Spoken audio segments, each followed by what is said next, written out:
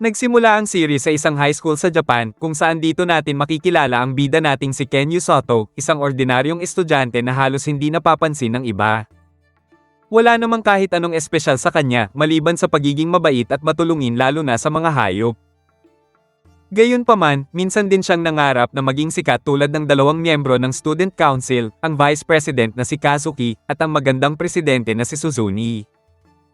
Sa paningin ni Yusato, sila ang mga taong pwedeng maging bida sa isang istorya, habang siya naman ang extra at palaging nasa gilid lamang ng eksena.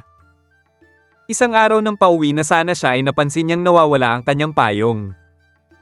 Bagamat may isa pang payong roon ay hindi naman niya kayang kunin ang hindi naman niya pagmamay-ari, kaya naman nagdesisyon na lamang siyang hintayin na tumila ang ulan. Ilang sandali lang ay dumating roon si Suzune at napansin nitong wala siyang dalang payong, ngunit naroon din pala si Kazuki at inalok na gamitin na lamang niya ang extra nitong payong.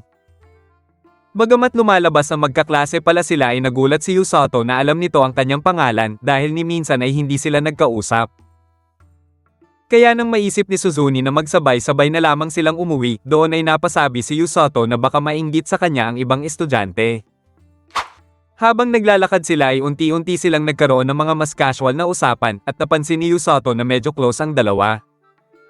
Doon na niya naitanong kung magkasintahan ba sila, ngunit agad naman itong itinanggi ng dalawa at hindi na rin sila nagtaka sa tanong dahil sa mga kumakalat na tsismis sa paaralan. Ngunit nagpapasalamat si Suzune kay Yusato dahil itinanong niya ito sa kanila ng diretso, kaysa naman maniwala sa maling tsismis tungkol sa kanila. Nagpatuloy ang kanilang usapan hanggang sa nalaman nila Yusato na wala pa palang plano si Suzune para sa kanyang hinaharap kahit huling taon na nito sa high school. Hindi naman sa wala siyang goal para sa kanyang hinaharap, ngunit madali kasi niyang nakakamit ang lahat ng kanyang mga ginagawa at tila nahihirapan siyang makahanap ng tunay na hamon para sa kanyang sarili. Kaya nang sabihin ni Suzune na tila hindi siya nababagay sa mundong ito ay doon agad na intindihan ni Yusato na tila pareho sila ng nararamdaman. Ngunit habang patuloy sila sa paglalakad ay biglang napahinto ang dalawa dahil nakarinig sila ng tunog ng kampana, isang tunog na hindi narinig ni Yusato. Subalit nang lumapit sa kanila si Yusato ay biglang lumitaw ang isang magic circle, kung saan imbis na magpanik ay nagbiro pa ang bida na marahil ito ay portal papunta sa ibang mundo. Ngunit ang ikinagulat niya ay naniniwala rin pala roon si Suzune, kaya agad niyang naisip na isa palang fantasy nerd ang presidente ng kanilang student council. Doon ay nagising na lamang sila sa isang engranding bulwagan ng isang palasyo at nakaharap sa isang hari at ng kanyang mga sundalo. Nagpakilala sa kanila ang hari ng kaharian na si King Lloyd, kung saan diretsahan na nitong sinabi na sila ay tinawag sa ibang mundo upang magsilbing mga hero at iligtas ang kaharian ng Linger mula sa pag-atake ng Demon Lord. Ngunit habang hindi makapaniwala sina Yusato at Kazuki, makikita namang tila excited pa si Suzune sa kanyang mga naririnig at gustong-gusto ang ideya na sila ay napunta sa ibang mundo. Ipinaliwanag ng hari na 2 taon na ang nakalipas mula nang salakayin sila ng Demon Lord at ng mga alagad nito. Bagamat nagawa nilang mapaurong ang mga ito ay alam nilang nagpapalakas lamang ang Demon Lord at muli itong aatake. Kaya naman wala na silang naiisip pang ibang paraan kundi humingi ng tulong sa ibang mundo at gamitin ang isang ipinagbabawal na ritual at ito ang hero summoning. Gayunpaman ay ikinagalit lamang ito ni Kazuki dahil kinuha daw sila ng walang pahintulot at iniutos niyang ibalik sila sa kanilang mundo. Ngunit ipinaliwanag ng hari na ang ritual ay para lamang makapagpadala ng tao sa mundong ito at wala itong kakayahan na magpabalik. Dahil doon ay lalong nagmatigas si Kazuki ngunit pinigilan na siya ng mga sundalo, kaya naman lumapit na si Yusato upang siya ay pakalmahin at hindi na lumala pa ang sitwasyon. Sa huli ay lumuhod sa kanila ang hari at nangakong hahanap ito ng paraan upang maibalik sila sa kanilang mundo, ngunit sa ngayon ay nakikiusap ito na iligtas muna ang kanilang kaharian. Nang tanungin ni Suzune kung bakit sila ang tinawag gayong wala namang impormasyon ng kaharian tungkol sa kanila, doon ipinaliwanag ni Welsi na dahil nakarinig sila ng tunog ng kampana ay indikasyon lamang ito na sila ay mga natatanging individual mula sa ibang mundo. Dahil doon ay naalala nila na walang narinig na tunog ng kampana si Yusato, kaya naman agad na napagtanto ng bida na hugot lamang pala siya at sidekick ng mga hero. Dinala sila ni Welsi sa ibang silid upang suriin ang kanilang mga magical abilities gamit ang isang bolang kristal. Habang excited na ang kanilang presidente, nababahala pa rin si Kazuki at tinanong si Yusato kung okay lang ba sa kanya ang nangyayari. Sumagot si Yusato na wala na siyang magagawa dahil nandito na rin naman siya, kaya naman gagawin na lamang niyang kapaki-pakinabang ang kanyang sarili kahit hindi talaga siya isang hero. Nang alamin na ang kanilang mga kapangyarihan, ang unang sumubok ay si Suzune at kulay dilaw ang lumabas para sa kanya, kung saan ipinahayag ni Welsi na siya ay may ability ng Thunder Magic at napakalaki ng kanyang mana. Ang sumunod namang sumubok ay si Kazuki at kulay puti ang lumabas na liwanag para sa kanya, kung saan mayroon siyang light magic na may kakayahang kontrahin ang mga demon at kasamaan. Nang si Yusato na ang sumubok ay isang matingkad na kulay berde ang lumabas para sa kanya, ngunit makikitang bakas ang takot sa mukha ni Welsi. Kaya naman agad niyang hinila ang bida at iniulat ito sa hari, kung saan nagulat din ang hari nang malaman ito dahil napakabihira pala ng mahika ni Yusato. Sinabi ng hari na agad na itago si Yusato at dalhin ito sa isang ligtas na lugar dahil hindi dapat ito malaman ng isang tao ang tungkol sa kanya. Ngunit habang nagpaplano sila kung saan itatago si Yusato ay biglang dumating ang tao na kanilang kinakatakutan na ayaw nilang ipaalam ang kapangyarihan ni Yusato. Ito ang captain ng Kingdom's Rescue Team na si Rose at narito ang kapitana upang malaman kung ano ang naging resulta ng isinagawang summon ng ritual. Agad na napansin ni Rose si Yusato at tinanong kung isa ba itong bayani, ngunit mabilis na sumagot ang hari na nadamay lamang daw ito sa summoning at isa lamang ordinaryong tao. Sinubukan din ni Welsi na ilihis ang atensyon ng kapitana sa pagsasabing nasa evaluation room ang mga hero, kaya naman pansamantala na din itong umalis. Ngunit nang biglang tanungin ni Yusato sa hari kung ano ang ibig sabihin ng kulay berde niyang mahika, biglang napatigil si Rose at agad na lumapit kay Yusato. Subalit bago pa man mahawakan ni Rose si Yusato ay agad na kumilos si Welsi upang itakas palabas ang bida ng kastilyo. Subalit gamit ang kakaibang bilis ng kapitana ay agad niyang nahabol si Yusato at mabilis na tinangay na parang cellphone lamang sa rekto. Doon ay wala nang nagawa ang hari, ngunit nangako naman si Rose na gagawin niyang ganap na pinakamagaling na healing magic user si Yusato. Matapos ipaalam ni Welsi kina Suzune at Kazuki ang nangyari kay Yusato, ay dinala naman ni Rose ang bida sa base ng rescue team. Dahil isa ding healing magic user si Rose ay ipinaalam nito kay Yusato na pareho sila ng kapangyarihan, ngunit kailangan muna niyang dumaan sa madugong pagsasanay bago siya maging ganap na healer. Doon ay ipinakilala na rin sa kanya ang mga makakasama niya sa bahay na parang mga veterano sa kulungan, ngunit agad na nilinaw ni Rose na bagamat parte ang mga ito ng rescue team ay hindi sila mga healing magic user. Ngunit mayroon talagang dalawang healer ang rescue team na makikilala niya kinalaunan, subalit kung iyon ay malalampasan niya ang madugong pagsasanay na magsisimula na kinabukasan. Kinaumagahan ay binisita siya ni Suzune at Kazuki dahil nag-aalala ang mga ito sa kanya. Tiniyak naman ni Yusato na buhay pa naman siya sa ngayon, ngunit nang maalala niyang magsisimula na ang malaimpyerno niyang pagsasanay ngayong araw ay hindi niya lamang alam kung sisikatan pa siya ng araw kinabukasan. Gayunpaman ay kailangan pa rin niyang gawin ang lahat ng kanyang makakaya upang maging kapaki-pakinabang siya sa kanila at sa mundong ito. Namangha si Kazuki sa ipinapakitang determinasyon ni Yusato, kaya naman nakapagpasya na rin siyang tanggapin ang kanilang sitwasyon at pagbubutihin din niya ang lahat upang makatulong sa mundong ito. Nang makaalis na ang kanyang mga kaibigan ay biglang dumating si Rose at binigyan siya nito ng isang journal kung saan dito niya isusulat ang tungkol sa kanyang pagsasanay at pati na rin ang kanyang mga saloobin. Sa unang araw ng kanyang pagsasanay, doon ay tinuruan siya ni Rose kung paano maramdaman ang mana sa loob ng kanyang katawan. Pagkatapos ay ipinakita naman sa kanya ang kinaroroonan ng mga demons na halos katabi lang ng kanilang kaharian, habang ipinag-utos rin sa kanya na basahin ang isang aklat upang matutunan niya ang tungkol sa bagong mundo na kanyang ginagalawan. Para sa ikalawang araw ng kanyang pagsasanay, doon ay pinatakbo naman siya ni Rose ng ilang oras, kung saan nagpatuloy ang ganitong klase ng pagsasanay hanggang sa bumigay na ang kanyang mga tuhod, at doon ay tila nagkaroon na siya ng sulyap ng kanyang healing magic. Ngunit sa sumunod pang mga araw ay puro pambubugbog na ang inabot niya sa sadistang kapitana hanggang sa napagtanto niya na kaya na pala niyang gumamit ng healing magic. Kaya naman kahit gaano pa siya katagal tumakbo ay hindi na siya basta-basta napapagod dahil sa kanyang kapangyarihan. Ngunit kinabukasan ay may addition sa kanyang pagsasanay at iyon ay ang mag-push up ng pagkarami-rami. Doon ay ipinaliwanag sa kanya ni Rose kung bakit ganito ang uri ng kanyang pagsasanay, at iyon ay upang madali siyang makakatakas mula sa mga kalaban sa oras ng labanan. Dahil habang bumibilis ang kanyang pagtakbo ay mas mabilis din niyang mailigtas ang mga sugatan niyang kakampi at nangangailangan ng tulong. Nagpatuloy pa ang ganitong uri ng kanyang pagsasanay hanggang sa mapansin niya na tila mas gumagana ang kanyang katawan. Ngunit dahil tila nagiging madali na sa kanya ang pagtakbo ay binigyan na siya ni Rose ng pampabigat upang lalo pa siyang pahirapan. Subalit isang araw ay napansin niyang kinain ng kasama niyang kalbo ang kanyang tanghalian, kaya naman hinabol niya ito sa labas ngunit napagtanto niya na tila parte pa rin ito ng kanyang pagsasanay. Makalipas pa ang isang linggo ay muling bumisita sina Suzune at Kazuki, kung saan nagulat sila sa malaking pagbabago ng bida at sa ginagawa nitong pagsasanay. Habang sa tingin ni Kazuki ay masyadong brutal ang pagsasanay ni Yusato, si Suzune naman ay medyo naglalaway sa muscle ng bida. Hindi naman nakapagpigil ang commander ng mga knight na si Commander Siglis, at kinwestiyon niya ang malupit na pagsasanay ni Rose kay Yusato dahil sinisira daw nito ang kinabukasan ng bida.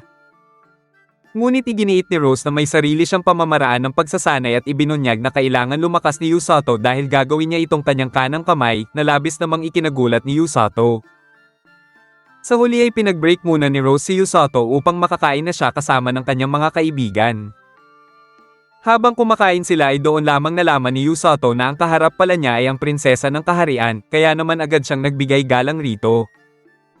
Ngunit sinabi ni Prinsesa Celia na ayos lamang yon dahil mas gusto niyang maging casual lang sila at tropa vibes lang. Nang magpatuloy sila sa pagkain ay napansin ni Suzune ang muscle ni Yusato, kaya naman hindi na siya nakapagpigil at gusto niyang hawakan ang na-develop na abs ng bida. Doon na naipasok ni Kazuki sa usapan ng tungkol sa brutal na training ni Yusato dahil kumpara sa kanila na light lang ang pagsasanay at inuuna ang kanilang kalusugan.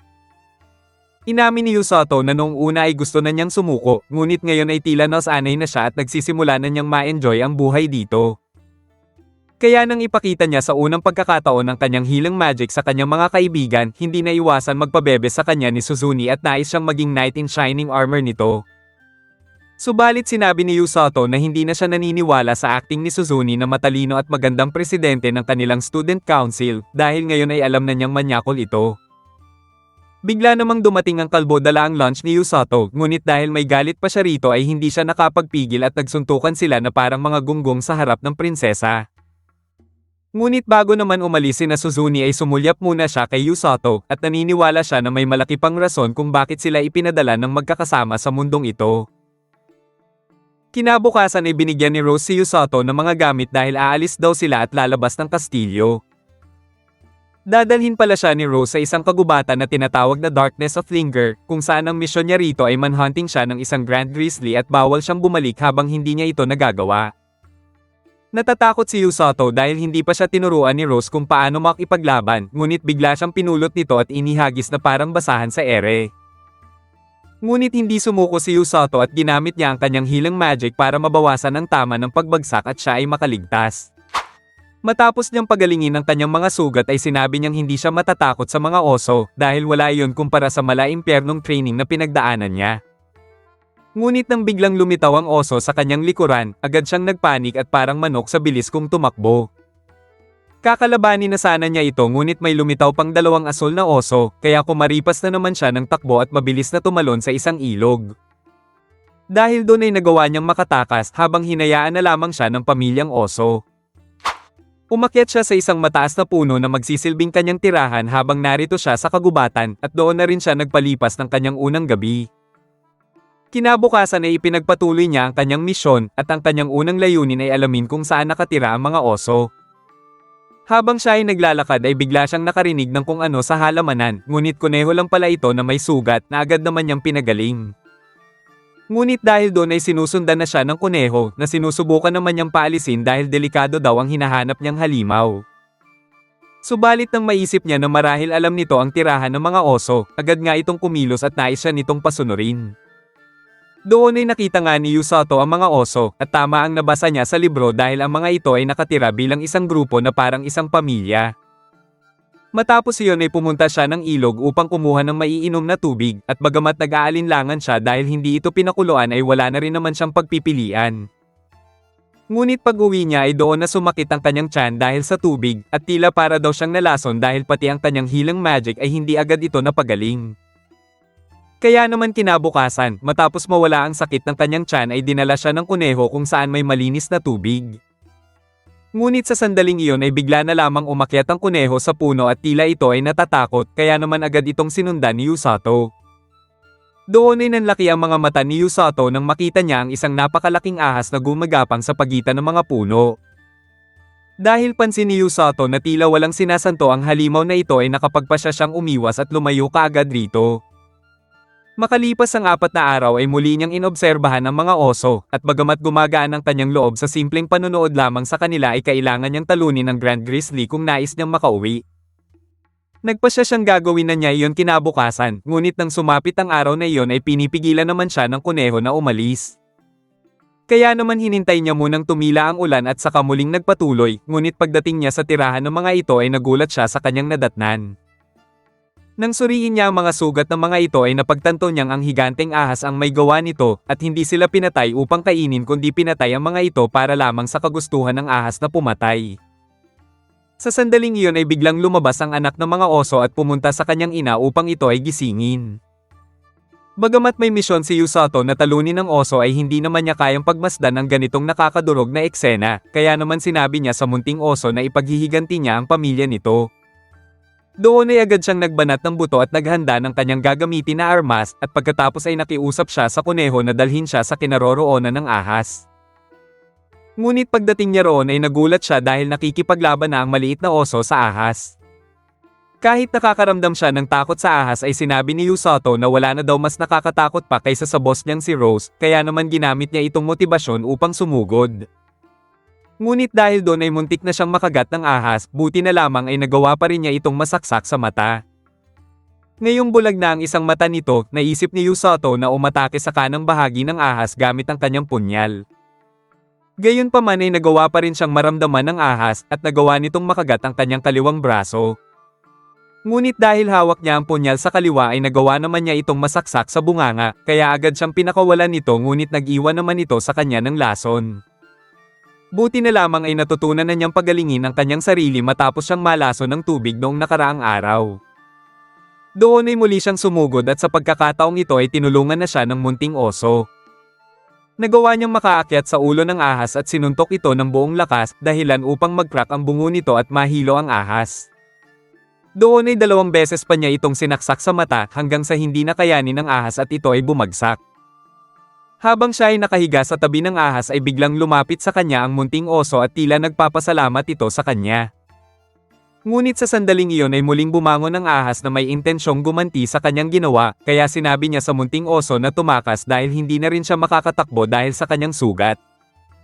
Ngunit bago pa man siya lapangin ng ahas ay tila isang missile sa lakas na dumating ang super mommy na si Rose na tinapos ang higanteng ahas sa isang sipa lamang. Habang nagtataka si Yusato kung bakit naroon ang kanyang boss, ibinunyag ni Rose na nasa tabi-tabi lang talaga siya upang matyagan ang bida at saka lamang siya makikialam kapag may lumitaw na hindi inaasahan tulad ng higanteng ahas. Ibinunyag niya rin na inutusan niyang bantayan siya ng kanyang alagang kuneho na si Kakuro, kung saan hindi makapaniwala ang bida na isa pala itong espiya. Hindi naman inaasahan ni Rose na dito pala nagtatago ang higanteng ahas na nilikha ng Demon Lord, kung saan huli itong nakita noong nakaraang pagsalakay ng mga kalaban sa kaharian. Gayunpaman, humanga si Rose sa ipinakita ni Yusato pagdating sa pakikipaglaban habang tila nagkaroon pa siya ng isang alaga na maaaring magtanggol sa kanya. Dahil doon ay nakapagpasya si Rose na isama din nila ito pabalik ng kaharian at inutusan niyang buhatin nito si Yusato. Ngunit dahil pareho silang sugatan ay nakapagpasya si Rose na buhatin na lamang silang dalawa at sinabi na nakapasa si Yusato sa kanyang pagsubok na ibinigay. Pinuri rin niya si Yusato sa lahat ng ipinakita nitong kakayahan na hindi niya nakita sa iba pang miyembro ng rescue team at iniisip na maaari na siguro silang manalo sa pagkakataong ito. Nang magtaka si Yusato kung anong ibig nitong sabihin, ibinunyag ni Rose na malapit na ang muling pagsalakay ng hukbo ng Demon Lord. Kaya kapag nagsimula ang digmaan, sinabi ni Rose na isasama niya si Yusato sa frontlines bilang healer upang gamutin ang mga sugatan. Ngunit nagdududa si Yusato sa kanyang sarili dahil pakiramdam niya ay hindi siya karapat-dapat na lumaban sa tabi ng kapitan at sobrang napapaisip siya kung talaga bang kakayanin niya iyon. Samantala sa kaharian ng Demon Lord, kasalukuyan namang nagbibigay na ng report ang third commander na si Amelia para sa gagawin niyang pamumuno sa pagsalakay sa kaharian ng Linger. Sinabi ni Amelia na handa na ang kanyang hukbo sa pagsalakay, kaya naman sinabihan siya ng Demon Lord na inaasahan nitong ibibigay niya ang kanyang buong lakas sa labanan. Matapos magulat ni Amelia sa Demon Lord ay nilapitan siya ng Demon Doctor na si Hyrelek. Dinala siya nito sa laboratorio upang ipakita sa kanya ang mas pinalakas na bagong bersyon ng higanteng ahas na kapalit ng naunang nawala noong nakaraang pagsalakay. Ngunit hindi masyadong humanga rito si Amelia dahil mayroon din daw mga secret weapons ang Linger, tulad na lamang ng rescue team na isang grupo na kilala sa pagligtas at pagpapagaling ng mga sugatang sundalo sa gitna ng labanan. Subalit ang higit na ikinababahala niya ay ang leader ng mga ito, isang babaeng kayang magpagaling at magaling din sa labanan, na nais niyang matalo balang araw.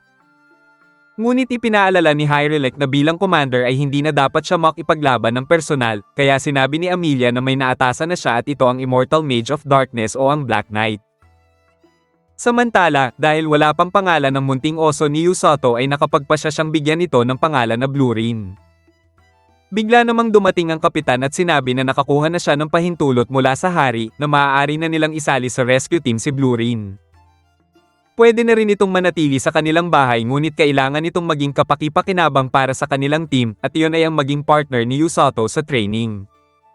Sinabi ni Rose na sisimitahin nila ang isang senaryo ng pag-rescue sa gitna ng labanan kung saan kailangan isipin ni Yusato na si Blue Rin ay isang tao na dapat niyang iligtas. Nang magsimula na si Yusato sa pagtakbo ay nagulat siya dahil mayroon din palang mga kunwaring pipigil sa kanya tulad sa gitna ng labanan kung saan iba't ibang balakid ang kanyang iniwasan hanggang sa makarating siya sa finish line. Ngunit hindi pa roon natatapos ang kanyang training dahil inutusan naman siya ni Rose na tumakbo sa paligid ng lungsod dala si Blue Rin.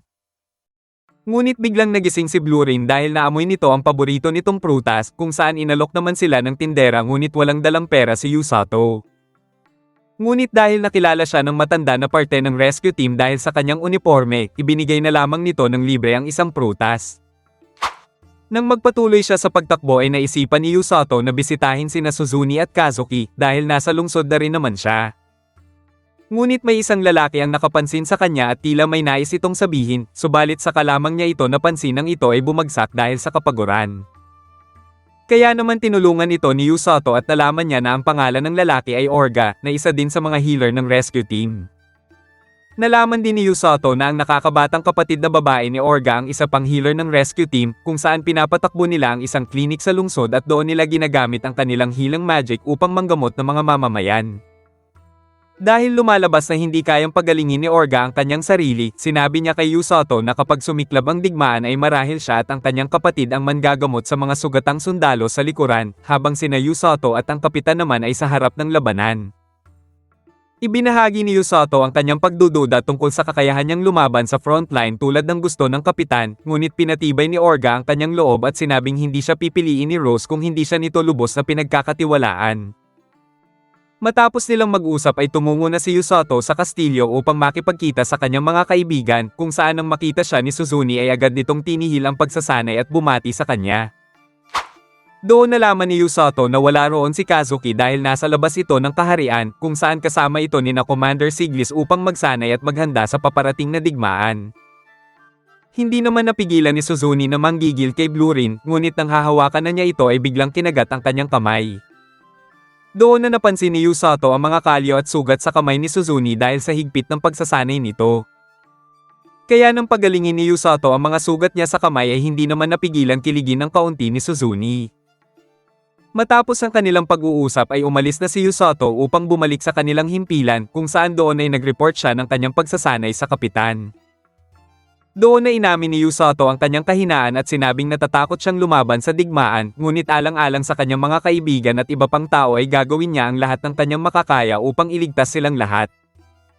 Sinangayunan siya ng kapitan at hinangaan ang kanyang bagong paninindigan, at sinabing ito talaga ang layunin nila bilang parte ng rescue team kaya maging proud at ipagmalaki niya ito. Kinabukasan ay maaga siyang ginising ng kapitan dahil iniutos ng hari na kailangan niyang samahan si Suzune sa isang espesyal na training nito sa labas ng kaharian. Habang lumalabas na si Yusato ang magsisilbing healer ng grupo ni na Suzune, hindi maitago ni Suzune ang saya lalo na't makakasama rin nila si Blue Rin. Ipinakilala naman ni Suzune ang dalawa pa nilang makakasama, ang kabalyero na si Aruko at ang salamangkero na si Koren. Bago sila umalis ay sinabihan ni Rose si Suzune na bagamat kayang gamutin ni Yusato ang sugat at lason, hindi nito kayang bumuhay ng patay kaya kailangan nilang mag-ingat sa kanilang pagsasanay. Nang magsimula na ang kanilang ekspedisyon, sinabi ni Suzune na patungo sila ngayon sa parehong gubat kung saan nagsanay sina Kazuki, at ito ay sa Darkness of Linger. Dahil doon nakuha ni Yusato si Blue Rin, napapaisip siya kung anong mararamdaman ni Blue Rin kapag nakita nito ang dati nitong tirahan. Makalipas ang ilang minuto na paglalakad ay biglang naramdaman ni Koren na may ilang nilalang sa unahan. Ngunit hindi pala halimaw ang mga ito kundi isang grupo ng mga bandido na nais kunin ang kanilang mahahalagang kagamitan. Habang ramdam ni Yusato na mahihinang nilalang lang ang mga ito, si Suzune naman ay sobra pang na-excite dahil ito daw ang unang beses na makakita siya ng totoong bandido. Kaya naman agad na kumilos si Suzune at kinoryente ang karamihan sa mga ito. Muli namang may naramdaman si Koren ngunit sa pagkakataon na ito ay isang grupo ng mga baboy ramo ang dumating kung saan agad na prinotektahan ni Yusato si Suzune kaya pareho silang tumilapon sa ere. Doon ay bumagsak sila sa isang ilog kung saan naalala ni Yusato na may talon sa dulo nito kaya pinaghanda niya si Suzune sa kanilang pagbagsak. Ngunit nang mahulog na sila sa talon ay siya pala ang nawala ng malay kung saan nagising na lamang siya nang marinig niya si Suzune na gagawin nito ang lahat para mailigtas siya. Subalit biglang nahiya si Suzune nang malaman na gising na pala siya, kaya agad siya nitong tinulak.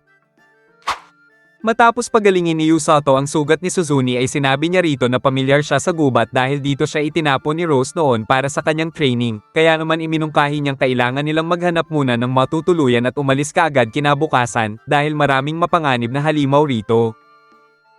Nang makakita na sila ng kuweba na kanilang matutuluyan, nagpalit muna si Suzune ng kanyang basang damit at pagkatapos ay ginamit niya ang kanyang lightning magic upang humuli ng mga isda para sa kanilang hapunan. Nang gamitin niya rin ang kanyang lightning magic upang lumikha ng apoy ay agad na nagpainit roon ang hubad na si Yusato, kaya naman hindi tuloy siya makatingin at pasulyap-sulyap na lang sa abs ng bida. Habang hinihintay nilang maluto ang kanilang hapunan ay ilang unggoy ang biglang lumitaw, kung saan sinabi ni Yusato na kahit hindi agresibo ang mga ito ay nakakalaso naman ang kagat nito. Ngunit hindi siya pinakinggan ni Suzune dahilan upang makagat ito at bumagsak dahil sa lason. Samantala, gamit ang familiar ni Koren, nalaman ni Kazuki mula sa hari ang nangyari kina Suzune at Yusato. Dahil sobra siyang nag-aalala sa kanyang mga kaibigan, nais niya sanang puntahan ang mga ito ngunit pinigilan siya ni Rose. Sinabi ng kapitan na si Yusato ay parte ng kanyang grupo, kaya hanggat kasama ni Suzune si Yusato ay wala itong dapat ikabahala dahil walang mangyayari sa kanilang masama. Nang matapos kumain ng dalawa ay tinamaan na ng antok si Suzune, ngunit agad niyang sinabi kay Yusato na siya muna ang magbabantay. Subalit habang nakahiga si Yusato ay doon na nagtanong si Suzune kung nais pa ba niyang bumalik sa kanilang mundo. Habang hindi pa sigurado si Yusato sa kanyang sagot, ibinunyag ni Suzune na ayaw na niyang bumalik sa kanilang dating mundo dahil hindi siya kailanman naging masaya roon at tila nais na lamang niyang kalimutan ang lahat. Para sa kanya, ang bagong mundong ito ang nagbigay sa kanya ng kalayaan na matagal na niyang hinahangad at pinapangarap. Agad naman siyang naintindihan ng bida dahil ganito rin pala ang nararamdaman ni Yusato kung saan nais niya ring baguhin ang dati niyang ordinaryong buhay. Noong una ay nais niya lamang maging extra sa Gedli, ngunit ngayong mayroon na siyang layunin at naging parte ng rescue team ay nais na niyang protektahan silang dalawa ni Kazuki at ang buong kaharian. Dagdag pa ni Yusato ay nakakausap na niya ngayon si Suzune dahil sa dati daw nilang mundo ay tila isa itong bituin na mahirap abutin. Ngunit nabuking pala ni Yusato ang kanyang sarili, kaya naman agad siyang nagtulog-tulugan habang inaasar naman siya ni Suzune. Kinabukasan, sinimulan na nila kagad ang paglalakad upang makabalik na sila sa kanilang mga kasamahan. Ngunit habang sila ay naglalakad ay nakarinig sila ng kung ano sa halamanan, subalit ito pala si Blue Rin at kasama nito si Aruko, na pagod kakahabol sa munting oso nang maamoy nito si Yusato. Habang pinapagaling ni Yusato si Aruko ay biglang may naamoy si Blue Rin, kung saan pinuntahan nito ang dati nitong tirahan kasama ang kanyang yumaong mga magulang. Ilang sandali lang ay lumapit si Blue Rin kay Yusato, at tila ipinapahiwatig nito na nais na nitong magpatuloy at kalimutan na ang nakaraan. Dahil doon ay naisip ni Suzune na marahil si Yusato na ang bago nitong pamilya, kaya naman kailangan na rin nilang magpatuloy at bumalik sa kaharian. Nang makabalik sila sa palasyo ay agad silang humarap sa hari, at naginhawaan ito nang malaman na ayos lamang ang kanilang kalagayan. Nang tanungin naman ng hari si Yusato kung kamusta ang pagsasanay niya sa ilalim ni Rose, hindi ito inaasahan ng bida at tila nag-aabang ang kapitan kung ano ang kanyang sasabihin. Dahil natatakot siya rito ay sinabi niya na lamang na okay naman ang lahat kahit sa loob niya ay nais na niyang sabihin ang lahat ng kanyang hinanakit. Sa huli ay pinaalis na rin sila ng hari para kausapin nito si Captain Rose at Commander Siglis. Paglabas nila ng bulwagan, doon ay dumating sina Kazuki at Prinsesa Celia kung saan sobrang nag-aalala sa kanilang dalawa ang kanilang kaibigan. Doon ay nagkaroon sila ng kaunting usapan tungkol sa ginawang pagharang ni Captain Rose kay Kazuki at kung gaano lubos na nagtitiwala kay Yusato ang kapitan. Ilang sandali lang ay nagpaalam na rin sila sa isa't isa habang ipinakita naman ni Prinsesa Celia ang kanyang tunay na nararamdaman kay Kazuki. Samantala, kinausap ng hari sina Captain Rose at Commander Siglis tungkol sa impormasyon na nakuha nila mula sa mga bandido na umatake kina Yusato. Base sa mga ito ay tila nagkakaroon ng paglikas ang mga halimaw patungo sa ibang direksyon kung saan hinala ng hari na maaaring tumatakas ang mga halimaw mula sa isang nakakatakot na bagay at posibleng ito ang hukbo ng Demon Lord na paparating na upang lusubin sila. Dahil dito ay inutusan ng hari si Siglis na ihanda at tipunin ang lahat ng hukbo ng kaharian upang maging handa sa anumang pwedeng mangyari. Para sa kapitan naman ay hiniling ng hari na mag-scout tungkol sa hukbo ng Demon Lord kung saan naniniwala ang hari na ito ang pinakaangkop para sa gawain dahil ito ang pinakamabilis sa kaharian. Ngunit bago umalis si Rose ay nakiusap ang hari kung maaari bang muli niyang pamunuan ang mga sundalo sa digmaan na agad naman niya itong tinanggihan. Lumalabas na hindi pa rin niya napapatawad ang kanyang sarili noong namatay ang kanyang mga tauhan dahil sa kanyang sariling pagmamataas at ang peklat sa kanyang kanang mata ang palaging nagpapaalala sa kanya ng pagkakamaling iyon. At dahil sa kamalian na iyon ay doon niya itinatag ang rescue team upang iligtas ang mga sugatan sa halip na lumaban sa digmaan. Inihayag din ni Rose na may isa pa siyang dahilan sa pagbuo ng rescue team at iyon ay ang maghanap ng isang tauhan na halos hindi mamamatay sa labanan. Naniniwala siyang si Yusato ang perpektong kandidato na iyon dahil sa kanyang survival instinct, kakayahang mag-adapt at matinding determinasyong mabuhay. Kaya naman sa abot ng kanyang makakaya, gagawin niyang si Yusato ang pinakamagaling na healer sa lahat. Kinagabihan, nakita ni Yusato ang isang sulat na iniwan sa kanya ni Rose at kalakip nito ang isang address kung saan nais nitong ihatid niya ang sulat. Samantala, kasalukuyan namang naghahanda na ang hukbo ng Demon Lord kasama si Amelia kung saan gumagawa sila ng tulay kung saan sila dadaan. Ngunit habang busy sila sa paggawa ay isang puno ang biglang lumipad sa ginagawa nilang tulay at ito ay nasira. Agad na nakilala ni Amelia na ang may gawa nito ay ang kapitan ng rescue team kung saan agad din naman itong sumibat matapos pabagalin ang ginagawang paghahanda ng hukbo ng Demon Lord. Kinabukasan, pinuntahan na ni Yusato ang address kung saan niya ihahatid ang iniwang sulat ng kapitan. Doon ay dinala siya nito sa klinik ni Orga kung saan dito niya nakilala ang isa pang healer ng rescue team at ang nakakabatang kapatid nito na si Ururo. Matapos pagalingin ni Orga ang isang batang pasyente, iniabot na sa kanya ni Yusato ang sulat mula sa kapitan. Ngunit nang basahin na ito ni Orga ay tila hindi niya nagustuhan ang mga nakasulat rito habang hindi niya muna ipinaalam ito kina Yusato. Ilang sandali lang ay isang emergency ang biglang dumating kung saan ilang tao daw ang nasaktan dahil sa isang aksidente. Agad nila itong pinuntahan upang gamutin ang mga nasaktan, ngunit dahil ito ang unang beses na magpapagaling si Yusato ng malubhang sugat ay kinakabahan pa siya. Subalit pinakalma siya ni Orga at pinayuhan na kailangan lang niyang magtiwala sa kanyang sarili kung saan gumana nga ito at matagumpay niyang napagaling ang isang sugatan. Matapos nilang pagalingin ang mga nasaktan at umalis na si Yusato, doon na ipinaalam ni Orga kay Ururo ang nilalaman ng sulat mula sa kapitan. Ibinunyag ni Orga na kailangan nilang maghanda dahil nalalapit na ang pakikidigma nila sa Demon Army at kailangan nilang sumama sa digmaan upang manggamot. Bagamat natatakot si Ururo, pinakalma siya ni Orga at sinabing hanggat magkasama sila ay magiging maayos lang ang lahat. Samantala, matapos bumili ni Yusato ng ilang prutas, isang batang babae ang humawak sa kanya at sinabing siya lamang ang maaaring bumago ng hinaharap. Gamit ang kapangyarihan nito ay ipinakita sa kanya ang isang nakakatakot na pangitain kung saan maraming mamamatay sa digmaan kasama na ang kanyang dalawang matalik na kaibigan. Lubos na nayanig si Yusato sa kanyang nakita habang iniwan naman siya ng batang babae. Dahil nais niyang malaman kung ano ang ibig sabihin ng kanyang mga nakita ay agad niyang sinundan ang misteryosong bata, ngunit sa kasamaang palad ay bigo na siyang makita ito. Habang ipinagtatanong niya ito sa bantay ng gate ay nadatnan siya doon ng kapitan, kaya naman nalaman niya kung saan galing ang kapitan at ang ginawang scouting mission nito sa hukbo ng Demon Lord. Habang papauwi sila sa base ng rescue team, doon na natanong ni Usoto ang tungkol sa batang Fox Beastkin. Lumalabas na kilala rin pala ito ni Rose dahil bigla na lamang itong lumitaw sa kaharian 2 taon na ang nakalipas, matapos makatakas mag-isa mula sa mga bandido kahit ito ay bata pa.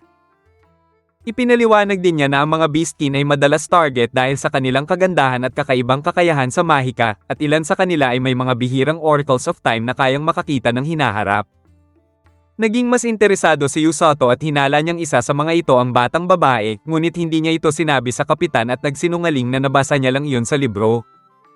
Sa huli ay sinabihan siya nitong mauna na siyang umuwi dahil magbibigay pa daw ang kapitan ng kanyang ulat sa hari.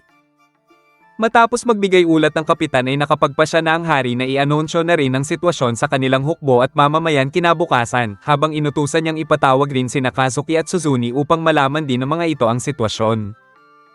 Kaya habang papunta sina Kazuki at Suzune ay nakasalubong pa ni Kazuki si Prinsesa Celia, kung saan medyo nagkaroon sila ng kaunting awkward moment bago tumuloy muli upang makipag-usap sa hari. Makalipas ang ilang oras ay makikitang hindi makatulog si Usoto dahil hindi maalis sa kanyang isipan ang sinabi ng batang Beastkin. Ngunit bigla siyang nakakita ng mga liwanag sa labas ng bintana at ang may gawa pala nito ay si Kazuki. Nag-uusap silang dalawa at nabanggit ni Kazuki ang sinabi sa kanila ng hari tungkol sa paparating na digmaan. Bagamat inaasahan na niyang darating ang sitwasyon na ito ay hindi pa rin niya maiwasang matakot na lumaban sa digmaan, lalo na sa mga demonyo na nais lamang ay patayin sila. Ngunit ang mas masakit para sa kanya ay ang ibinibigay na suporta sa kanya ng kaharian bilang isang hero, na hindi niya alam kung maaabot niya ang inaasahan ng mga ito sa kanya at masusuklian gamit ang kanyang katapangan. Habang iniisip ni Kazuki na isa siyang duwag, pinalakas ni Usoto ang kanyang loob at sinabing normal lang ang matakot at hindi kailangan laging maabot ang inaasahan ng lahat, at minsan ay mahalaga ring isipin ang sarili. Inamin rin ni Usoto na natatakot rin siya sa mangyayaring digmaan, ngunit buo na ang kanyang pasya na siya ay lalaban at poprotektahan ang kaharian. Bagamat hindi niya maitatanggi na aksidente lang siyang napunta sa mundong ito, may dahilan na siya ngayon para lumaban, at iyon ay suklian ang pagtanggap at ang ibinibigay sa kanya na suporta ng kaharian, at kasama silang dalawa roon ni Suzune. Dahil sa mga salitang iyon ay nagkaroon ng lakas ng loob si Kazuki na lumaban sa digmaan, at gagawin niya ang lahat ng kanyang makakaya upang protektahan din silang lahat kahit hindi niya maabot ang inaasahan sa kanya ng kaharian bilang isang hero. Matapos nilang mangakong dalawa na lalaban sila ng magkasama para ipagtanggol ang kaharian, doon ay nagpasya na rin umalis si Kazuki. Ngunit naroon lang din pala sa tabi-tabi si Suzune at narinig ang kanilang mga usapan, kung saan inaasar pa niya si Usoto na may bromance daw sila ni Kazuki. Gayunpaman, natutuwa si Suzune dahil nagkaroon na rin ng lakas ng loob si Kazuki na lumaban, at natutuwa din siya dahil concerned din sa kanya si Usoto. Kinabukasan, opisyal nang inihayag ng hari sa kanilang hukbo ang nalalapit na pakikidigma nila sa hukbo ng Demon Lord, kung saan pinalakas niya ang loob ng mga sundalo at sinabing mas handa na sila ngayon dahil may suporta na sila mula sa mga hero, at ang mga healer mula sa rescue team. Habang makikitang nakarating na rin sina Orga at Ururu upang kumpletuhin ang rescue team, si Kazuki naman ay natapos na rin sa kanyang paghahanda upang sumabak sa digmaan. Binisita niya muna si Prinsesa Celia upang magpaalam, kung saan nangako siya sa prinsesa na babalik siya ng ligtas. Kinahapunan, ipinatawag si Usoto ni Rose sa silid nito, kung saan muling ipinaliwanag sa kanya ng kapitan ang kanilang magiging papel sa digmaan. Binalaan din siya ng kapitan na maging maingat sa kanyang mga desisyon at maging matalino kung sino-sino ang mga prioridad nilang pagalingin base sa sitwasyon. Doon na rin ibinigay sa kanya ng kapitan ang opisyal na uniforme ng rescue team, na agad din naman niya itong isinukat. Sa huli ay pinaalalahanan siya ng kapitan na ang mga healer ay hindi immortal at kailangan niyang pahalagahan ang kanyang sariling buhay, kung saan naiintindihan naman ito ni Usoto at nangakong poprotektahan ang sarili at ang iba. Kinabukasan ay agad na rin kumilos ang hukbo ng Linger upang harapin ang Demon Lord's army. Habang nasa daan sila ay natanong ni Usoto kung ano ang itsura ng mga demons, kung saan ipinaliwanag naman ni Rose na ang mga ito ay mga demi-humans na may baluktot na sungay sa ulo, at mas marami silang mana at may nakakatakot na lakas ng katawan.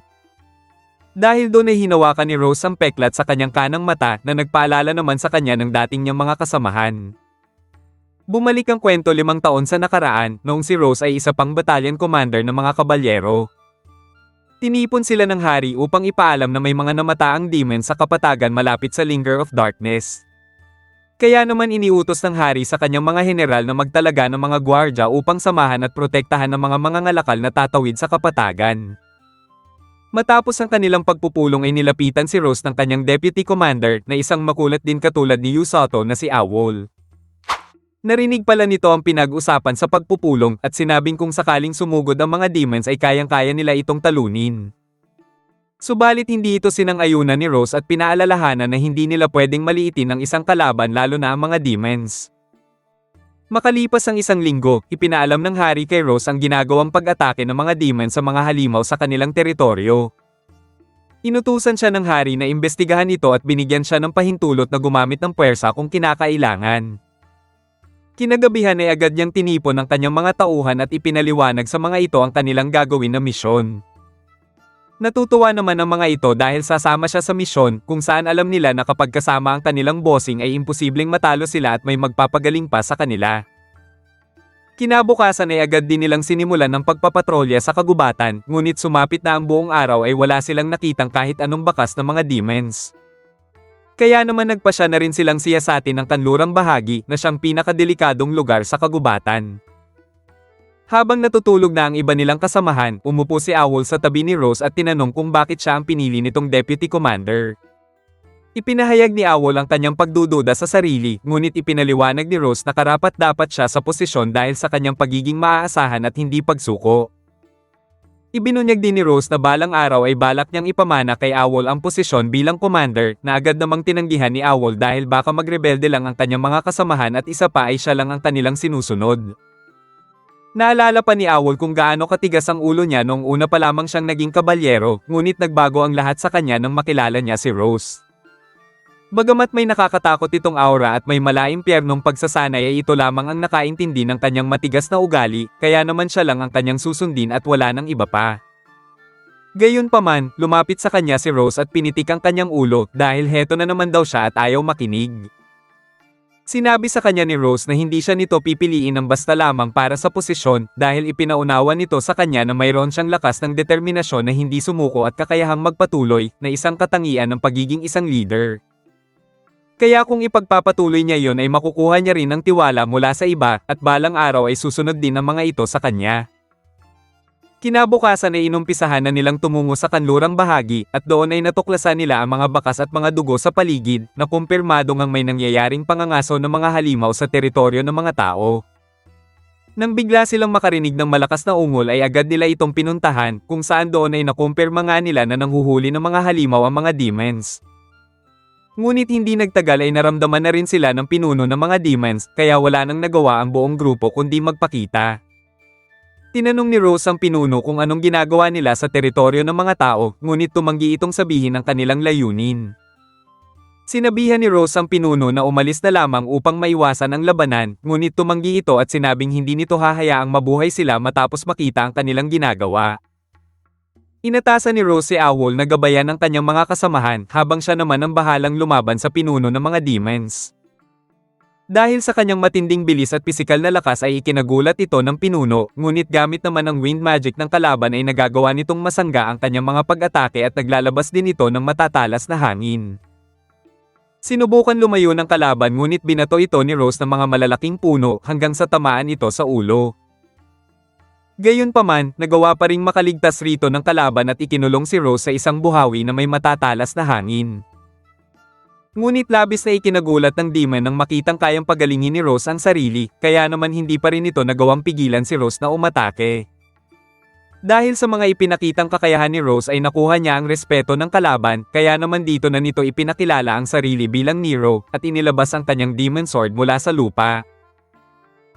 Nang magpatuloy ang kanilang labanan ay napansin agad ni Rose na nagtataglay ng sumpa ang espada ni Nero, kaya napagtanto niya na hindi dapat siya tamaan nito. Muling umatake si Nero ngunit nagawa itong ma-counter ni Rose dahilan upang tumilapon ang demonyo kung saan naglalaban ang kanilang mga tauhan.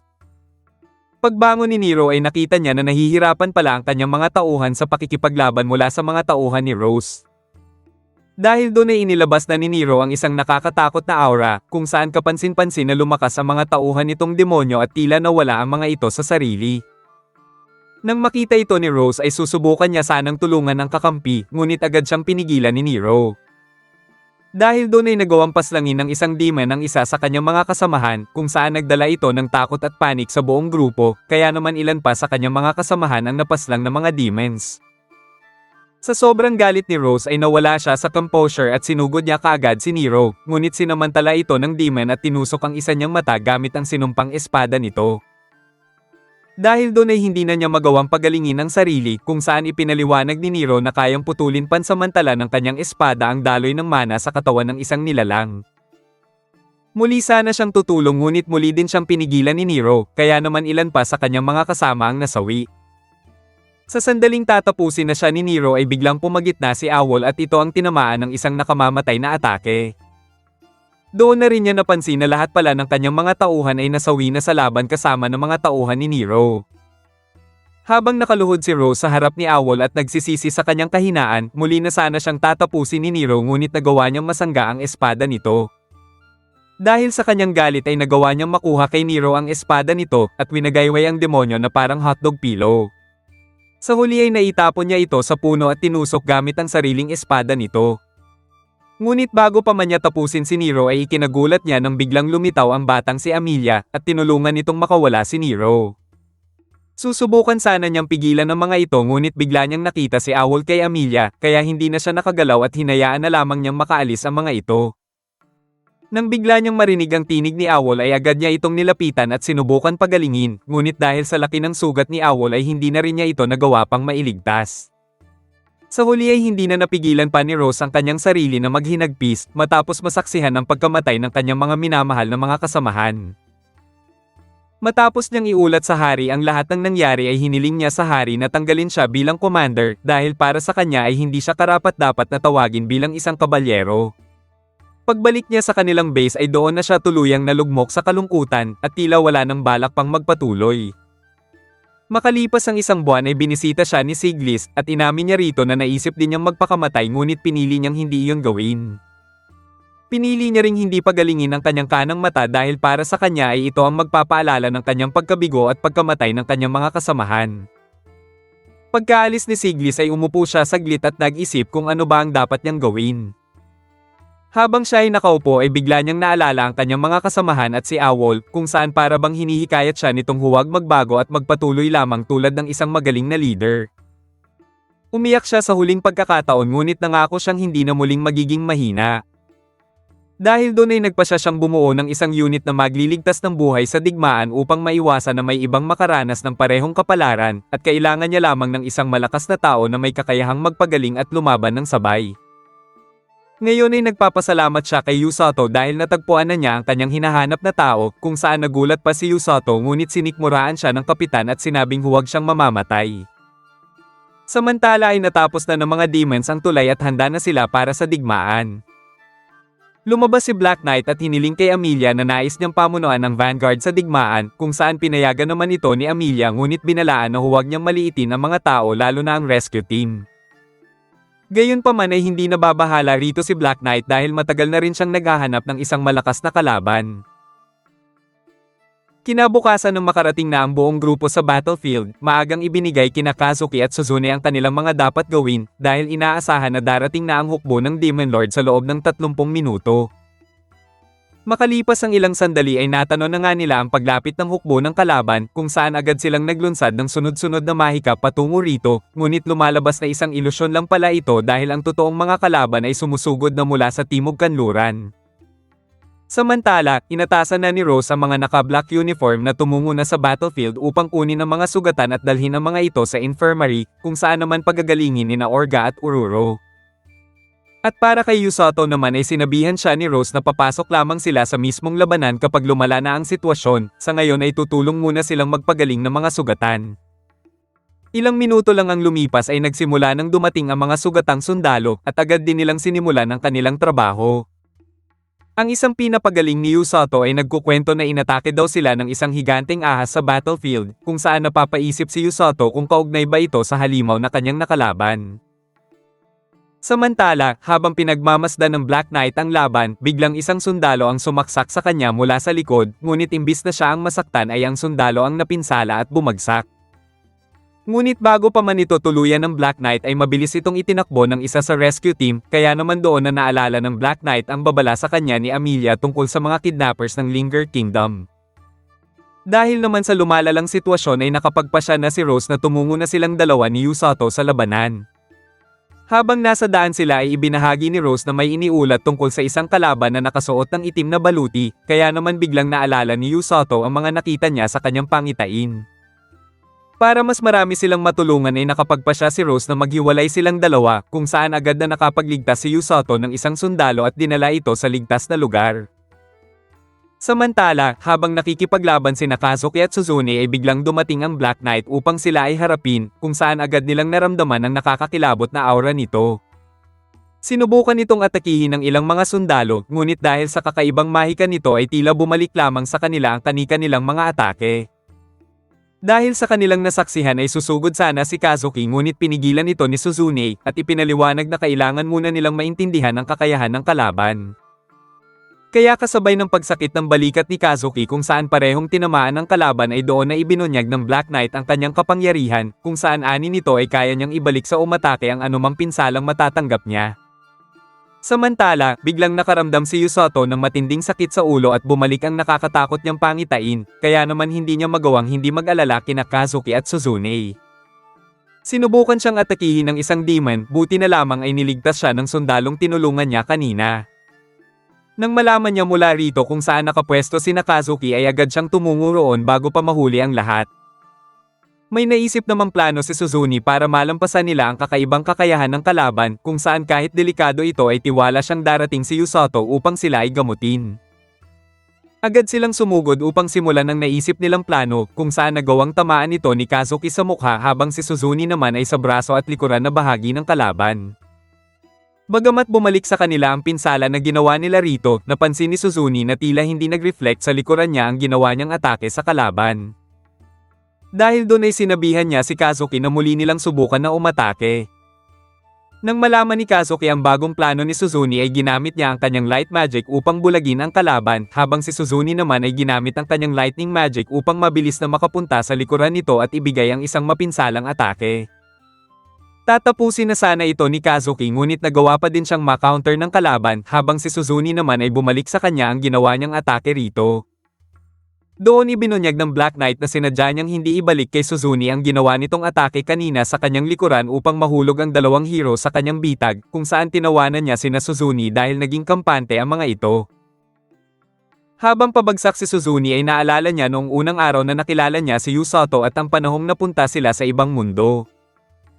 Para sa kanya, si Yusato ang taong nagpasaya sa kanya ng totoo, dahil tinanggap siya nito kung sino talaga siya at naniniwala siya na hanggat magkasama sila ay magiging maayos lamang ang lahat. Nang tuluyan ng bumagsak si Suzune ay humingi siya ng tawad kay Yusato dahil hindi niya nagawang manatili sa kanyang tabi.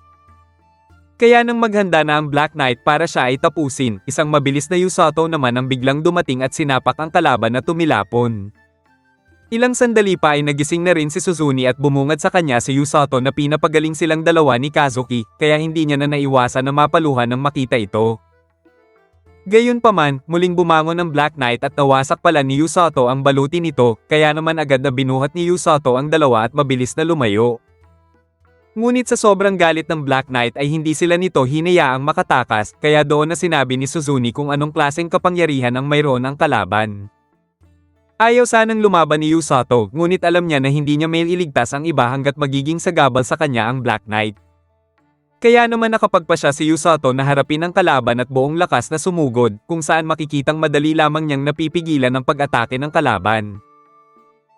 Habang nagulat ang Black Knight kung bakit hindi gumagana ang kanyang kapangyarihan kay Yusato, nagawang makalapit ni Yusato sa kanya at muli nitong binasag ang kanyang armor sa mukha. Sinubukan gumanti ng Black Knight at nagawa nitong butasin ang kamay ni Yusato, ngunit ikinagulat niya nang matunaw lamang ang kanyang baluti. Ilang sandali pa ay nagising na rin si Kazuki, at pareho silang namangha ni Suzune kung paano nagagawang masaktan ni Yusato ang Black Knight nang hindi bumabalik rito ang kanyang mga atake. Doon biglang naunawaan ni Suzune na marahil ang kahinaan ng Black Knight ay ang healing magic, kung saan hindi kayang ibalik ng kakayahan nito ang mga atake na may kasamang healing magic dahil agad na naghihilom ang mga sugat na dulot ni Yusato. Bagamat maling pamamaraan iyon ng paggamit ng healing magic, natutuwa si Suzune dahil nagawa itong gamitin ni Yusato ayon sa estilo ng kanyang pakikipaglaban. Gayunpaman ay tumanggi ang Black Knight na magpatalo kay Yusato at nagpa siya na itong ilabas ang kanyang buong kapangyarihan. Ngunit sinabi ni Yusato na sisiguraduhin niya na wala na itong masasaktan pang ibang tao dahil tatapusin na niya ang laban na ito. Doon ay pareho silang sumugod sa isa't isa, subalit nang magtagpo ang kamao ni Yusato at ang espada ng Black Knight ay hindi umubra ang kapangyarihan ng demon sa lakas ng suntok ni Yusato. Sa huli ay nagawang tanggalin ni Yusato ang baluti ng Black Knight habang tinawag naman niya ang atake na iyon bilang ultimate healing punch. Matapos talunin ni Yusato ang Black Knight na isa palang babae, natakot na rin ang ibang mga demon dahilan upang magtakbuhan ang mga ito. Ngunit hindi nakalagpas si Yusato na asarin siya ni Suzune tungkol sa medyo corny na pangalan ng kanyang huling atake. Gayunpaman ay lubos ang pasasalamat ni Suzune kay Yusato sa pagliligtas sa kanilang dalawa ni Kazuki. Ngunit naputol ang kanilang sandali nang ipaalam ni Kazuki ang sitwasyon sa frontline kung saan naroroon ang higanteng ahas. Sasama din sana si Yusato ngunit biglang dumating ang kapitan. Pinuri nito si Yusato sa kanyang ginawa dahil hindi lang niya nailigtas ang mga hero kundi nagawa pa niyang matalo ang Black Knight. Sa ngayon ay kailangan na muna nilang bumalik sa kanilang kampo dahil halos kontrolado na rin nila ang sitwasyon at hindi na rin nila kailangang sumama sa frontline dahil makakasagabal lang sila roon. Kaya naman nagpaalam muna si Yusato sa kanyang mga kaibigan bago sila tuluyang bumalik ng kampo. Samantala, nagulat naman si Commander Amelia nang malaman niya na natalo at ginawang bihag ang Black Knight. Nang malaman niyang hindi si Rose ang may gawa nito kundi isang lalaking miyembro ng rescue team, doon ay lalo lamang siyang nainis dahil may isa pa palang mandirigma ang kalaban katulad ni Rose. Dahil doon ay iniutos niyang pabalikin muna ang higanteng ahas at sinabing aatras muna sila sa ngayon, ngunit nang gagawin na ito ni Hyrelek ay nagulat siya nang makita ang dalawang hero sa harapan ng higanteng ahas. Kaya naman hindi na niya ito nagawa pang maibalik dahil mabilis itong tinalo at ginawang inihaw na ahas ng dalawang hero. Samantala, habang abala si Yusato sa pagpapagaling ng mga sugatang sundalo ay tinawag siya ni Rose upang ipaalam na tuluyan ng umatras ang hukbo ng kalaban. Gayunpaman ay hindi sila pwedeng maging kampante dahil maaaring sumugod muli ang mga ito, kaya kailangan nilang maghanda at muling magpalakas. Pinuri niya si Yusato at sinabing proud siya rito dahil malaking bagay ang ginawa nito upang maipanalo nila ngayon ang laban. Dahil sa mga narinig ni Yusato ay naalala niya ang lahat ng kanyang pinagdaanan mula sa hirap hanggang sa kanyang paglago, kung saan hindi na niya napigilan pa na ilabas ang kanyang emosyon. Muling pinuri ni Rose si Yusato dahil sa pagkakataong ito ay buhay na nakabalik sa kanya ang kanyang kasamahan, habang nakangiti namang nagpasalamat si Yusato. Dahil sa pag-atras ng mga demon ay pansamantalang bumalik ang hukbo ng Linger sa kaharian, kung saan doon ay kwento ni Yusato kay Blue rin ang mga nangyari sa digmaan at sa pagbibigay sa kanya ng parangal ng hari sa kanyang ginawa. Sa sandaling iyon ay dumating si Gumoll at sinabi kay Yusato na ipinapatawag siya sa kastilyo para sa isang urgent na dahilan. Nang humarap na si Yusato sa hari, ipinaliwanag ni Siglis na kailangan nila ang kanyang tulong para interogahin ang Black Knight. Bagamat nakikipag-cooperate naman ito at sinasagot ang ibang katanungan nila ay hindi pa rin ito ibinibigay ang ibang pinakamahalagang impormasyon, tulad ng magic system ng matataas na opisyal ng kalaban at ang kanilang mga kakayahan. Gayunpaman ay willing naman daw itong sabihin ng Black Knight sa isang kondisyon, at iyon ay nais muna nitong makita si Yusato. Pagbaba nila ng dungeon, nagboluntaryo namang sumama si Suzune at sinabing siya daw ang bahala sa Black Knight kung sakaling may gawin ito kay Yusato. Nang malaman naman ni Yusato mula kay Siglis na hindi pa pala nagagamot ang Black Knight simula noong matalo niya ito, agad siyang tumakbo dahil sa pag-aalala at hiniling kay Siglis na papasukin siya sa loob ng selda nito. Pagpasok niya sa loob ay agad niyang hiningi ang kamay ng Black Knight at doon na niya ito pinagaling. Noong una ay nagtataka ang Black Knight kung bakit ito ginagawa ni Yusato, ngunit nang maramdaman niya ang kakaibang ginhawa ay nakiusap siya kay Yusato na huwag muna nitong tanggalin ang kanyang kamay. Tinanggal ng Black Knight ang kanyang baluti at inamin na ngayon lamang siya nakaramdam ng ganito, kaya muli siyang nakiusap kay Yusato na manatili muna sa kanyang tabi. Kinabukasan ay balik si Yusato sa pagsasanay, ngunit sa pagkakataong ito ay makakaharap niya si Rose sa isang combat training. Agad siyang hinawakan ni Rose at sinabing kailangan niyang matutong umiwas dahil umaasa lamang siya sa paggamit ng healing magic na hindi gumagana laban sa mga sugat na dulot ng mga sinumpang sandata. Inihagis siya ni Rose sa ere kung saan nagawa naman niyang makapag-landing ng maayos, ngunit isang mabilis na suntok ang hindi niya naiwasan mula sa kapitan at siya ay nawalan ng malay. Pagkagising ni Yusato ay inakala niya na panaginip lamang ang lahat, ngunit nasa tabi lang pala ang kapitan at sinabing round 2 sila. Kaya naman kinabukasan ay muling binisita ni Yusato ang Black Knight at chinismis dito ang mga pinaggagawa sa kanya ng kapitan, na tila close silang dalawa. May itatanong sana ang Black Knight tungkol kay Yusato, ngunit bigla itong nahiya at naglagay muli ng helmet at pinaalis na lamang ang bida. Kinalaunan, habang iniisip ng Black Knight si Yusato, binisita siya ni Rose sa kanyang selda at agad niyang nakilala na ito ang kapitan ni Yusato dahil sa uniforme. Hindi pa nga sinasabi ni Rose ang dahilan kung bakit siya naroon ay ramdam na agad ng Black Knight na mas nakakatakot pa ito kaysa sa halimaw. Paglapit ni Rose sa Black Knight ay ipinaliwanag niya na kukunin niya ito sa kanyang pangangalaga para magamit sa mas makabuluhang paraan, kung saan ito ang utos ng hari dahil para rito ay sayang lang kung ikukulong nila ang Black Knight habang buhay. Tatanggi sana ang Black Knight ngunit agad itong kinutongan ni Rose at pagkatapos ay nilagyan ng kwintas na nagseselyo ng mana upang hindi nito magamit ang kanyang armor. Ayaw pa rin sana niyang sumama kay Rose, ngunit wala siyang magagawa at pinatulog na lamang muna siya ng kapitan. Habang papauwi si Rose sa kanilang base ay naabutan niya si Yusato, kung saan nagulat roon ng bida kung bakit bitbit niya ang Black Knight. Ipinaliwanag naman ni Rose ang naging utos ng hari, at sinabi kay Yusato na simula ngayon ay makakasama na niya ito sa pagsasanay. Kaya pagkagising ng Black Knight ay agad itong sinabihan ni Yusato ng pakikiramay, na ipinagtaka naman ito. Kinagabihan, nang makatulog na ang kanilang bagong recruit, kinausap ni Rose si Yusato tungkol sa isa pang sinabi ng hari kanina. Nais ng hari na bumuo ng alyansa sa iba't ibang bansa para sa paghahanda sa muling paglusob ng hukbo ng Demon Lord, kung saan magpapadala ito ng mga kinatawan upang may paabot ang kanyang ninanais. At ang mga napili nito ay sina Kazuki, Suzune at Yusato, na siyang ikinagulat ng bida kung bakit pati siya ay kasama. Ipinaliwanag ni Rose na naniniwala ang hari kay Yusato na siya ang pinakaangkop para makumpleto ang misyon na ito. Kinabukasan, habang nasa palengke si Yusato, naging lapitin tuloy siya ng mga chicks dahil sa ginawa niyang kabayanihan. Habang naroon din si Suzune na nais magpapansin kay Yusato, biglang nakita ng bida ang batang Beastkin kaya agad niya itong binuhat upang hindi na makawala. Ngunit ikinagulat niya nang sabihin ng bata na matagal na siya nitong hinihintay dahil oras na para ito naman ang tulungan niya, at iyon ay ang iligtas niya ang kanyang ina. Nagpakilala ang bata bilang Amako, at hiniling nito kay Yusato na kung maaari ay mag-usap sila sa isang pribadong lugar.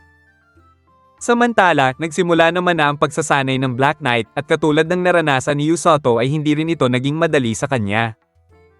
Nais na sana niyang sumuko dahil sa hirap ng pagsasanay, ngunit pinalo ni Rose ang kanyang puwet kaya napatakbo siya ng mabilis. Dinala naman ni Yusato si Amako sa base ng rescue team upang doon sila mag-usap, kung saan doon ipinagtapat ni Amako na may kakayahan nga siyang makita ang hinaharap. Ibinunyag ni Amako na kailangan niyang ipakita kay Yusato ang pangitain na iyon dahil bukod sa ayaw niyang mawala ang mga hero at ang kaharian ay ayaw niyang mawala ang mga taong nag-alaga sa kanya, at hindi rin niya kayang mawala si Yusato ngayong natagpuan na niya ang taong makakatulong sa kanya. Napilitan siyang umalis sa teritoryo ng Beastkin para maghanap ng taong healer para sa kanyang ina na matagal nang hindi nagigising, kung saan madami na siyang nilapitan ngunit walang nais na tumulong sa kanya. Hindi na rin niya sinubukan na humingi ng tulong kina Orga at Ururo dahil walang kakayahan ang mga itong mock ipaglaban, habang hindi na rin siya lumapit kay Rose dahil natatakot siya rito at siguradong tatanggihan lang din siya nito. Kaya nang unang makita niya si Yusato ay alam niyang tutulungan siya nito, at nakikiusap siya na samahan siya pauwi at iligtas ang kanyang ina. Bagamat sinabi ni Suzune na komplikado ang hiling ni Amako, sinabi ni Yusato na tutulungan niya ito at gagamitin niya ang gagawin nilang paglalakbay para makadaan sa teritoryo ng Beastkin. Hihingi muna siya ng pahintulot sa hari at kakausapin muna din niya si Rose. Kaya naman umalis muna saglit si Yusato upang ipagbigay alam ito sa kanyang kapitan. Matapos malaman ni Rose na isang Oracles of Time si Amako ay ipapaalam niya muna ito sa hari, dahil kapag natuklasan ng mga Beastkin na narito sa kanila ang isa sa Oracles of Time ay maaaring magdulot ito ng alitan sa pagitan ng kanilang kaharian at ng mga Beastkin. Gayunpaman ay maaaring pumayag ang hari sa hiling ni Yusato dahil pwedeng mapigilan ang isa pang kalaban kung ihahatid ni Yusato si Amako pauwi ng kanilang teritoryo. Pagbalik ni Yusato sa kanilang base ay alam na agad ni Amako ang kanilang pinag-usapan, kaya naman labis ang pasasalamat nito sa kanya. Kinagabihan, walang ganang kumain ng Black Knight dahil sa magugulo nitong mga kasama.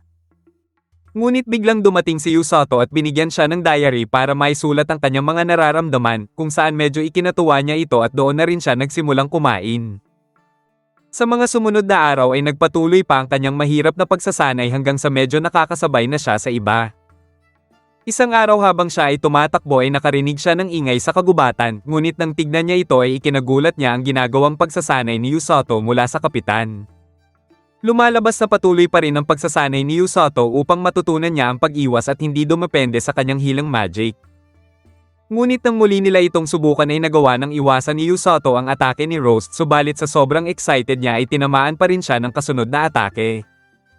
Gayunpaman, sobra ang tuwa ni Yusato dahil kahit papaano ay nagawa na niyang iwasan ang atake ng kapitan. Habang nagpapahinga sila ay doon na tinanong ni Yusato kung ano ang pangalan ng Black Knight. Bagamat nahihiya ay ipinakilala nito ang sarili bilang Fel, subalit bigla siyang iniwan ni Yusato sa ere dahil dumating si Blue Rin na nag-aayang tumakbo. Dahil doon ay sinipa niya si Yusato ngunit iniwan lamang siya ng mga ito, kaya sa inis ay tumakbo rin siya ng mabilis at iniwan ng dalawa. Dahil naiinis pa rin si Fel kay Yusato ay hindi siya sumabay sa mga ito upang kumain, kaya naman sinabihan na lamang ni Rose si Yusato na dalhan siya ng pagkain mamaya. Makalipas ang ilang sandali ay tumayo si Fel upang maghanap ng pagkain, ngunit doon ay narinig niya ang usapan ni Rose at Yusato sa gagawin nilang paglalakbay. Dahil alam ni Fel na tila mawawala ng matagal si Yusato ay palihim din siyang umalis kinabukasan at hindi nagpaalam kay Rose. Samantala, bago ang alis ni Yusato ay pumunta muna silang dalawa ni Amako sa palasyo, kung saan doon ay nagpasalamat ang hari kay Amako sa ginawa nitong pagliligtas sa kaharian. Dahil doon ay dininig ng hari ang kahilingan ni Amako na dumaan sila ni Yusato sa teritoryo ng Beastkin, habang sa karagdagang detalye ng kanilang magiging ruta ay si Welsi na ang baalang magpaliwanag. Dahil mayroon silang 4 na bansa na bibisitahin, ang huling destinasyon nila ay ang teritoryo ng Beastkin. At dahil hihiwalay sina Welsi kasama si Kazuki at Suzuni sa unang bansang pupuntahan nila ay magpapatuloy sina Yusato patungo sa teritoryo ng Beastkin kasama ang 2 piling sundalo. At ang napili ni Yusato na sundalo na isama sa kanilang dalawa ni Amako ay ang castle guard na si Aruko, habang iminungkahi niya ring isama na din si Blue Rin. Samantala, hindi naman nakalain ni Fel na napansin pala ni Rose ang kanyang palihim na pagtakas, kung saan alam din ng kapitan ang palihim niyang pakikinig kagabi sa usapan nila ni Yusato. Inisip ni Rose na nag-aalala ba si Fel sa pag-alis ni Yusato at nais nitong sumama, ngunit agad itong itinanggi ni Fel at sinabing hindi niya lang kayang tiisin ang mahirap na pagsasanay. Dahil doon ay mas lalong nainis sa kanya ang kapitan at sinabing mas lalo nitong hihirapan ang kanyang pagsasanay. Nang makauwi si Yusato ay ikinwento lahat sa kanya ni Fel ang nangyari, kaya naman inasar niya si Fel baka mamimiss lang siya nito. Dahil doon ay sinipa-sipa siya ni Fel at sinabing ayaw lamang nito na siya lamang ang makakaalis sa impyernong ito. Ngunit nang tawagin ni Yusato si Fel sa pangalan nito sa unang pagkakataon ay bigla itong umaktong parang bata at saka umalis. Ilang sandali lang ay dumating naman si Rose at nagbigay ng payo kay Yusato sa kanyang magiging paglalakbay, kung saan sinabi ng kapitan na kung may mang maliit sa kanya bilang isang healer ay turuan niya agad ito ng leksyon. Gayunpaman, alam ng kapitan na malaki ang magiging pagbabago kay Yusato ng paglalakbay na ito, kaya mataas ang expectation nito sa kanya. Dahil sa tiwalang ibinigay sa kanya ni Rose at ng lahat ng tao sa kaharian na ito ay hindi magawang hindi maging emosyonal ni Yusato, at hanggat maaari ay nais niyang mabuhay sa bagong mundong ito. Sa huli ay nagsimula na rin ang bagong paglalakbay ni Yusato kasama ang kanyang mga kaibigan, habang si Fel naman ay nagsimula na rin ang magiging pagsasanay niya sa labas ng kaharian kasama ang kapitan. At dito muna nagtatapos ang ating recap. Like and share naman dyan, at maraming salamat sa palaging panonood.